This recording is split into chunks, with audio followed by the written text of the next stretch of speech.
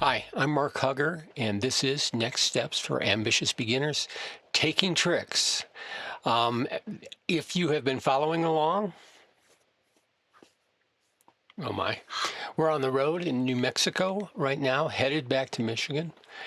And if you have been following along, you know we've been working on promotion and establishing suits for the past 4 months and 4.5 months, and using as our text chapter 5 from Play of the Hand with Easily Blackwood, an out of print book for 50 years and still out there. You can even find a new copy, might have to pay for it, especially in hardcover, but you can find used copies pretty easily. But otherwise, out of print, never actually had a second printing. I love the book though, and we have used a fraction of the hands in the book as he covers just about every topic in Play of the Hand that you can imagine. I wanted to extend this. We finished last week with chapter 5. I wanted to extend this a little bit though, which is what we're going to do. So let's start the week on one of my favorite hands. This is a hand I use when I'm screening to see whether I think that I can help a student, a private student or not. One of the first hands I show them. If they get this hand right immediately and see the issues, I think they're advanced enough that I usually have a list of guys that I will send them on to and suggest that maybe that's where they should head, because they're likely to be a little too advanced for what I think of myself as a teacher. It has some principles in it that we've been working on for the last 4 months. Um, we have we're in 6 no trump, and this is a fictitious sort of auction that's not for real because obviously North would have been opening this. Um, we have 3 hearts, 3 clubs, and 3 diamonds, and we're in search of 3 more tricks. 3 more tricks. We can get 1 in diamond. That doesn't do us any good. The question is, can we get 3 in spades? And if you can see how to get 3 spades here readily, then you are on the course to being a great bridge player. What we need to do is first use the positional power of the king and queen, right? We want to promote these tricks.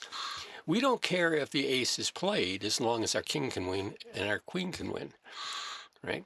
That means the ace has to be in west. So we need to use our ace and king of hearts to make 2 leads. Now, West could have ducked that. It doesn't matter. But when they go up, right, we now have 2 spade tricks.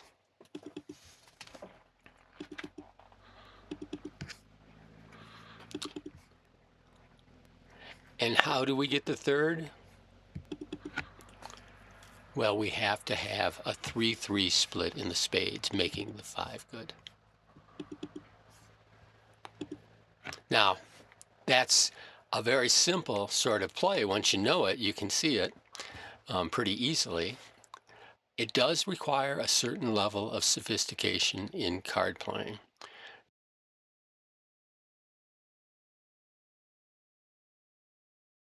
Same principle as last hand. We have 6 spades, we have 2 diamonds for 8, and we need 2 tricks. We can't ruff anything, so it's not going to come by virtue of a ruff, and we can't establish any winners in the heart suit or the diamond suit in the dummy. So if we are going to find extra tricks, they need to be in the club suit, and we need 2 of them. A couple things we need in addition to those, which we've seen before. We're going to have the ability to lead twice at the king-queen, looking for the ace to be in west. But we also need to be able to get to south to make that second lead and be able to get back over to the clubs to play, maybe to play one of those honors. So we're going to need to, before we pull any trump, we're going to want to grab one of these here.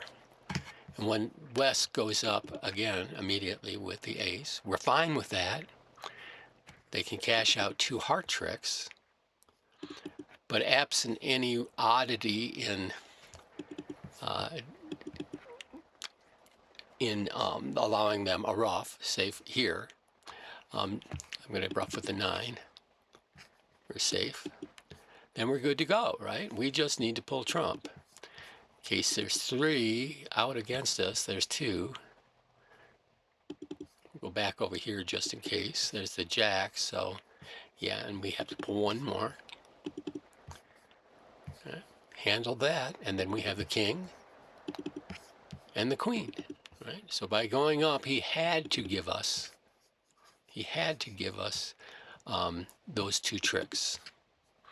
Now notice, once again, it really doesn't matter whether he goes up the first time or not. If he ducks it, we get the king. We'll get back to our hand and we'll lead another club. If he ducks it that time, well, we just got our two club tricks and we're making our contract. If he goes up with the ace, we'll never throw an honor underneath the ace, right?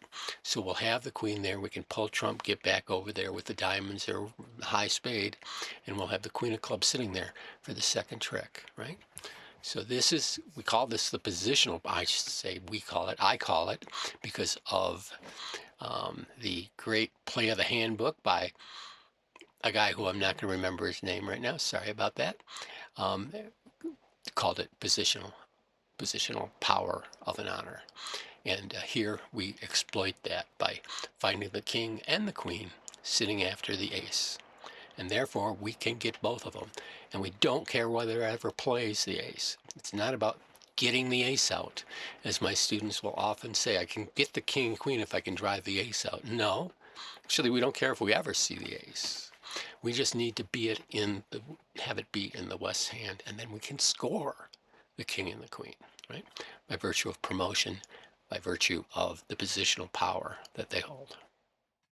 So this hand came up the other day in a tournament, quite a hand. We get to 6 hearts somehow. I can't remember the auction. They were bidding clubs. They got in the auction, they bid clubs with their 11 clubs, but we were able to forge on to a 9-card heart fit with it hurts 8-card spade suit in the dummy and 6-card diamond suit in my hand. So it's pretty clear that we're going to make 6. It's pretty clear that we're going to make 6. We have 2 extra diamond tricks, the ace and king, that we don't even need. So the question should be, how do we manage to make 13 tricks? And it's kind of fun. Notice what's missing, right? We have 8, 9 of them missing the king and the queen, and the king is led. So that's the only thing that matters. We win that one, and we simply rough out. They've played it twice. They only have 4 more. We rough out first. And there they are. Queen is gone, 10 is gone. All the spades are good, right? So we only have the club loser, but we can handle that really easy, right?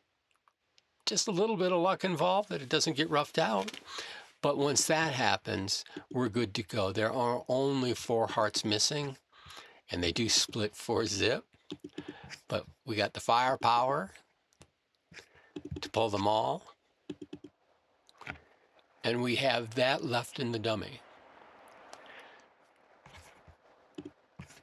That was kind of a fun hand.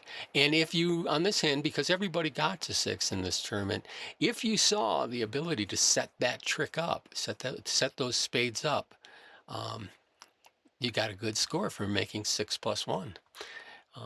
Establishing a suit, right? All those spades are winning by virtue of being the last one standing.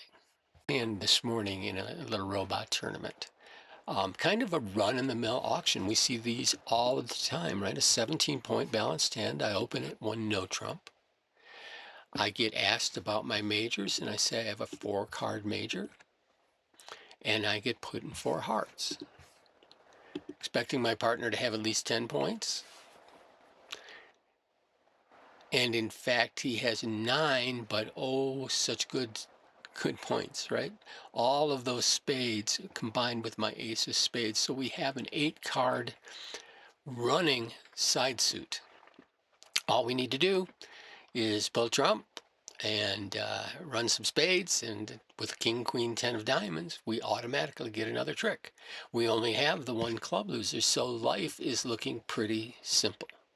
And this is the moment, of course, when when everything sort of falls apart. We get a diamond lead, which is a lead we might have taken ourselves at some point, right? We've seen that in the first two hands where we lead at the king queen, and nobody really leads from the ace of diamonds if they don't have the king of queen, right? So we know the ace of diamonds is in fact in east, and he chooses not to play it. Now I'll win this, but notice what has happened, because we have the queen and 10.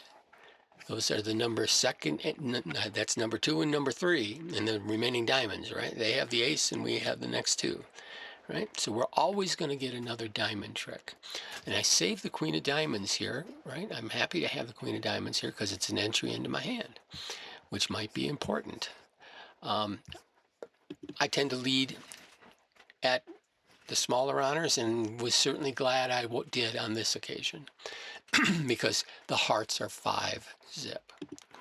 Now, one thing to really train yourself on and be careful of is don't panic when this happens. There is very often a way out of the gloom of having a 5-0 heart split when you are 4-4.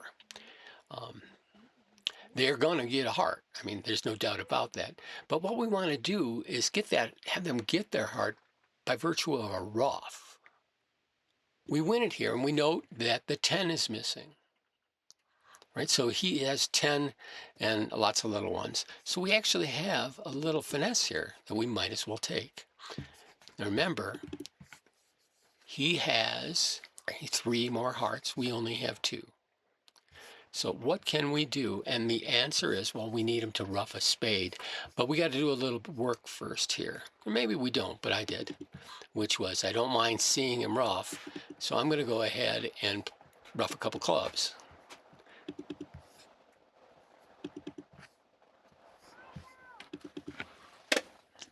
Right, and they don't ruff there, so now it's time to make him ruff. Remembering always that we have the control in diamonds to get us back. If he has 3 hearts right now, if we can make him ruff and then get back in our hand with that queen of diamonds, we can then pull his remaining 2 hearts. So just start from the top, and he ruffs right away, so we're good to go. He might have made it a little bit more sketchy or made us worry. I don't think it matters. We always win. But he grabs the first one, puts us in our hand as we know he must. And now we can pull his 2 remaining hearts.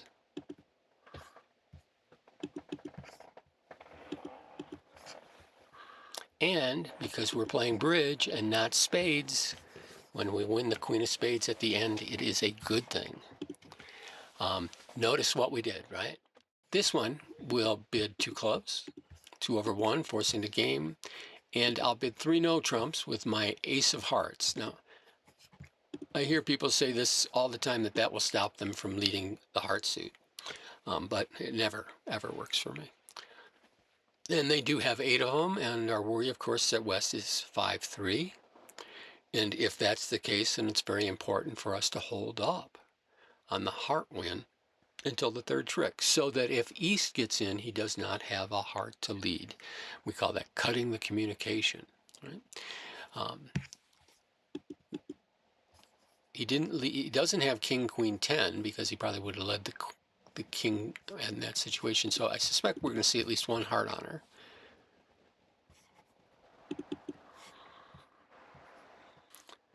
Wins that, and he leads back the 7 of hearts. We're assuming that could be top of Doubleton, really easy. They get the queen, and now we can win the 3rd heart lead if East gets in, but they don't clear the suit. And this is the fun part about this hand. Why didn't they clear the suit? Why didn't West clear the suit? And perhaps they're 4-4, but why? You'd still clear the heart suit before you led this. I mean, I don't see any other reason for them not to clear the suit unless it doesn't matter. In other words, they may have 5 hearts, but they know they can't get in, that they don't have a side suit winner.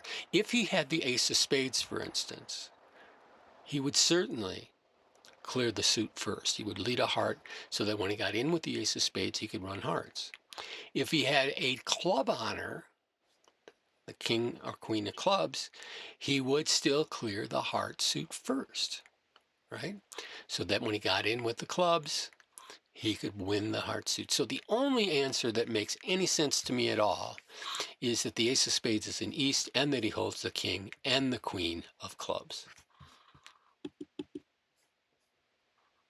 And when he plays the queen, I'm just going to be confident in that decision that I've read these right, and I'm going to play the jack of clubs. And when East wins it, they can get their king of spades, but otherwise the hand is over.